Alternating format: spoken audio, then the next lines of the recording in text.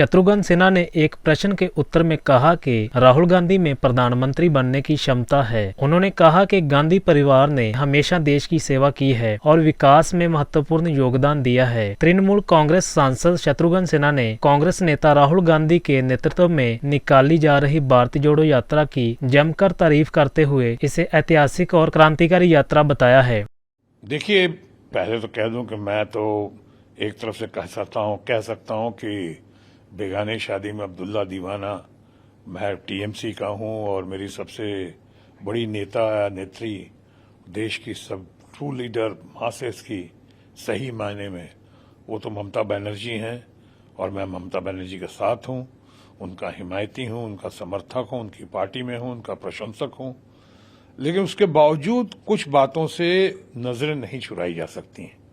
आपने जो भी देश में एक क्रांतिमय यात्रा जो हो रही है और खासकर यूथ आइकॉन राहुल गांधी की, जो आज देश में लोगों की और खासकर इस यात्रा की वजह से वो युवा पीढ़ी की इच्छा और अपेक्षा के प्रतीक हो गए हैं। आज उनका इमेज वो नहीं रहा जो कुछ मीडिया ने या कुछ तथाकथित गोदी मीडिया ने जो फैलाने की कोशिश की थी। कुछ लोगों के इशारे पे वो तरह तरह की बातें करते थे, पप्पू और ये वो। आज उनका बहुत ही गंभीर छवि लेकर सामने आए हैं। ऐसी यात्रा तो लगता है शायद भूतो न भविष्यतो, ये पहले ऐसी कभी नहीं हुई, और जो हुई होगी तो एक हमारे फ्रेंड फिलोसफर गाइड और अल्टीमेट लीडर जो हमारे रहे लाल कृष्ण आडवाणी जी, उनकी जो रथ यात्रा, या उसके पहले बहुत हद तक देखी गई थी हमारे भारत के भूतपूर्व और अभूतपूर्व प्रधानमंत्री चंद्रशेखर जी की यात्रा जो दिखाई पड़ी थी। लेकिन राहुल गांधी की ये यात्रा बिल्कुल अद्भुत है, बिल्कुल बेमिसाल है। जिस तरह से लोग शामिल हो रहे हैं, बच्चे, बूढ़े, जवान, जहां औरतें, महिलाएं, हिंदू, मुसलमान, सब धर्म के लोग, सब मजहब के लोग, क्योंकि ये भारत जोड़ो यात्रा लेकर निकले हैं। उनका मोटो ये नहीं है कि जैसा कि जयराम रमेश हमारे विद्वान मित्र ने भी कहा है कि प्रधानमंत्री के, ऐसा नहीं कह रहे हैं। वो कह रहे हैं कि हम देश को एक सूत्र में बांधना चाहते हैं, हम देश पे नफरत हटाना चाहते हैं। या वो कहते हैं कि मैं नफरत के बाजार में मोहब्बत की दुकान खोलने आया हूं। अच्छा है, इरादा अच्छा है। मैं तो कहूंगा कि उनको उसमें कामयाबी मिले। और मैं इस यात्रा में जिस तरह से लोग गतिरोध पैदा कर रहे हैं और जिन गतिरोध को झेलते हुए राहुल गांधी की ये यात्रा इतने बड़े लेवल पे बनी है, विशाल बन गई है, भव्य बन गया है, इसके पीछे मुझे हमेशा महात्मा गांधी की वाणी याद आती है, जो एक जमाने में मुझे खुद लाल कृष्ण आडवाणी ने सुनाया था, जो हमारे फ्रेंड फिलोसफर गाइड और अल्टीमेट गुरु रहे। उन्होंने सुनाया था कि किसी भी आंदोलन को या किसी भी नए काम को अंजाम तक पहुंचने में 4 दौर से गुजरना ही पड़ता है। राहुल गांधी के ऊपर अक्षरशः ये सत्य साबित हो रही है। और वो 4 दौर क्या है? कोई नया काम, यात्रा हुई, लोग मजाक उड़ाएंगे। पहला है उपहास।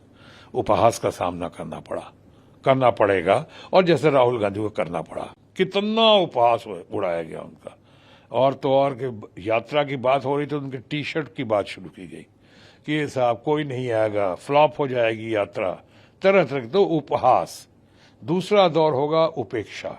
वो भी हुआ राहुल गांधी के साथ। लोगों ने इग्नोर करना शुरू किया, छोड़ो ना, क्या बातें कर रहे हैं यात्रा की, ये तो यात्रा कहाँ होने वाली पूरी। अब आपने उपहास के बाद उपेक्षा। वो अपने कन्विक्शन के साथ, अपने जोश के साथ, अपने विजडम के साथ जिस तरह से आगे बढ़ते गए, तो तीसरा दौर आया महात्मा गांधी के वचन के अनुसार और उनकी कथनी के अनुसार। तीसरा दौर आया उपहास, उपेक्षा के बाद तिरस्कार, कंटेम्प्ट, गालियां देने लोग शुरू किए उनको, उनके बारे में तीखी टिप्पणियां शुरू कर दी, ऐसे ऐसे शब्दों का प्रयोग किया उनके और उनके परिवार के बारे में, जो बिल्कुल किसी भी उसका औचित्य नहीं, किसी भी तरीके से उसको सही नहीं माना जा सकता। ऐसा किया तो उपहास, उपेक्षा, तिरस्कार। तिरस्कार के बाद चौथा हुआ दमन, ये महात्मा गांधी ने कहा था कि 4 दौर से गुजरना ही पड़ेगा। पहला दौर होगा उपहास, दूसरा उपेक्षा, तीसरा तिरस्कार और चौथा दमन। दमन यानी money power, man power, goon power, gun power. आपको रोको, उसको बर्बाद करो, रास्ते से विमुख कर दो, मारो, या नहीं तो कोरोना का एक नया बहाना लगा दो कि साहब किसी तरह से इनकी यात्रा को रोको। ये तो कश्मीर तक पहुंच रही है, कन्याकुमारी से कश्मीर तक। मैं आज ममता जी के साथ हूं और ममता जी का बहुत बड़ा समर्थक हूं, ममता जी का अच्छा लेफ्टिनेंट हूं उनका।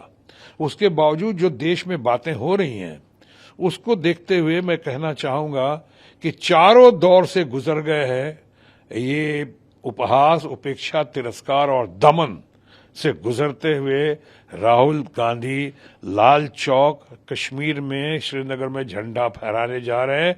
यानी कि 4 दौर से गुजरने के बाद सम्मान उनके कदम चूमेगी या चूम रही है, इसमें दो राय नहीं है। महात्मा गांधी की बातों को राहुल गांधी ने अपनी यात्रा से, अपने संकल्प से, अपने डिटर्मिनेशन से, अपने कमिटमेंट से और अपने आत्मविश्वास से पूरा करके दिखा दिया। उपहास से सम्मान तक की यात्रा उन्होंने पूरी की और इसके लिए उनको बहुत बहुत बधाई। प्रधानमंत्री कौन होगा उसका फैसला तो भारत की जनता करेगी। अलग अलग संख्या बल जो है अलग अलग पार्टीज के होंगे, वो लोग मिलेंगे, एकजुट होंगे। उसमें बहुत बड़ा हाथ हमारी ममता बनर्जी जी का भी होगा। ममता बनर्जी जी की तो लोग देख रहे हैं कि वो 2024 में एक बहुत बड़ी गेम चेंजर बनकर सामने आएंगी। महिला है और पहली महिला आज मुख्यमंत्री हैं जो लगातार लोगों के धन शक्ति का जवाब अपने जनशक्ति से दे रही हैं। लोगों को इस तरह से दमन या लोगों का जिस तरह से उनके खिलाफ प्रचार हुआ, प्रसार हुआ, उसका बहुत बढ़िया से जवाब दे रही है। तो ममता बनर्जी को तो आज आप कोई भी ऐसा नहीं है देश में जो उनको लाइटली ले सकता है। वो बहुत बड़ी नेता है या देश की सर्वमान्य सबसे ज्यादा leader of the masses in true sense अगर कोई है, या आज के दिन सही मायने में कोई आयरन लेडी है जो किसके बाद बहुत ही सॉफ्ट हार्ट है, काइंड हार्ट है, तो वो है ममता बनर्जी। उनके पर लोगों की निगाहें टिकी हुई हैं, उसमें दो राय नहीं। लेकिन आपके सवाल का जवाब, क्या चुनाव में इस पे फर्क पड़ेगा? और राहुल गांधी के पड़ेगा क्यों? पड़ना ही चाहिए। क्यों नहीं पड़ेगा? पड़ सकता है, क्योंकि आपने खुद देखा होगा जगन रेड्डी भी इसके पहले उन्होंने यात्रा की थी। आज जो जगन रेड्डी को इतना इग्नोर किया गया था, हटा दिया गया था, पर जगन रेड्डी ने यात्रा करके आखिर मुख्यमंत्री का सिर्फ दावेदार ही नहीं बल्कि अपने आप को मुख्यमंत्री साबित भी करके दिखा दिया। तो यात्रा में बहुत दम है और खासकर राहुल गांधी की यात्रा में खास देख रहा हूं, एक कमिटमेंट है, एक उनके अंदर बहुत बढ़िया संकल्प है, देश को जोड़ने की बहुत बढ़िया उनके अंदर एक विजडम है, पॉलिसी है, आइडियाज हैं। और सबसे बड़ी बात है कि उनकी ऑनेस्टी के साथ साथ उनकी यात्रा में ट्रांसपेरेंसी भी दिखाई पड़ती है, यानी सच्चाई भी है और पारदर्शिता भी है। मेरा हमेशा से मानना रहा है कि गुड एडमिनिस्ट्रेशन में या गुड पॉलिटिक्स में या गुड यात्रा में ऑनेस्टी का होना बहुत जरूरी है, पर साथ ही साथ पारदर्शिता का भी होना उतना ही जरूरी है। देखिए, मैं तो उस पर राहुल गांधी को क्यों, क्षमता क्यों नहीं है? उनके परिवार में कितने लोग बन चुके हैं और उन लोगों का देश के प्रति बहुत जबरदस्त योगदान है। आज शायद किसी पार्टी में किसी का उतना योगदान नहीं है देश की आजादी के लिए या देश के निर्माण में जितना ये राहुल गांधी का या उनके दादा का, नाना का, जो पूरे परिवार का जो है आपने देखा है। आज कहना बड़ा आसान है, पार्लियामेंट में हमारे कई फ्रेंड्स हमारे पहली family party Bharatiya Janata party से उठ के कहते हैं कि क्या किया लोगों ने? कुछ नहीं किया, 70 साल में कुछ नहीं हुआ। अरे भाई, 70 साल में IIT किसने दिया? IIM किसने दिया? ये हमारे फौज को कहां से लेकर कहां तक हौसला अफजाई किसने की? हमारे देश को आज दुनिया का चंद कहते हैं कि हमारी कंट्री जो है, देश जो है, वो यहाँ से डेवलपिंग नेशन से डेवलप नेशन की कतार में करीब करीब खड़ा किसने किया? ये एटॉमिक पावर किसने किया? बहुत सारी बातें हैं, हम उस पर कहने की जरूरत नहीं है। और आज जो हालात हैं, चाहे अनएम्प्लॉयमेंट का है, चाहे बेरोजगारी का है, महंगाई का है, डॉलर्स के ऊपर चले जाने का, रुपया के नीचे गिर जाने का, यानी इतनी सारी बातें हैं, बहुत सारे, चाहे हेल्थ इश्यूज हैं, चाहे ये अपना एजुकेशन में जहां तक मुझे जाना चाहिए था नहीं जा पा रहे हैं, या कहीं कहीं गतिरोध पैदा हो रहा है। तो इन सब बात की तो वही कर सकता है इनका निवारण। कारण जानना बहुत जरूरी है किसी निवारण के लिए। और कारण का निवारण कौन कर सकता है? जो आदमी सामने खड़ा हो, जिसके अंदर संकल्प हो, जिसके अंदर क्रेडिबिलिटी हो, जिसके अंदर इंटीग्रिटी हो, जिसके अंदर, तो ऐसे तो इस मामले में तो राहुल गांधी हैं, उनकी तो क्षमता है ही, क्यों नहीं बन सकते हैं। लेकिन प्रधानमंत्री बनने के लिए किसी कंपटीशन में जाने की जरूरत नहीं होती है। प्रधानमंत्री के लिए किसी खास डिग्री की भी जरूरत नहीं पड़ती है।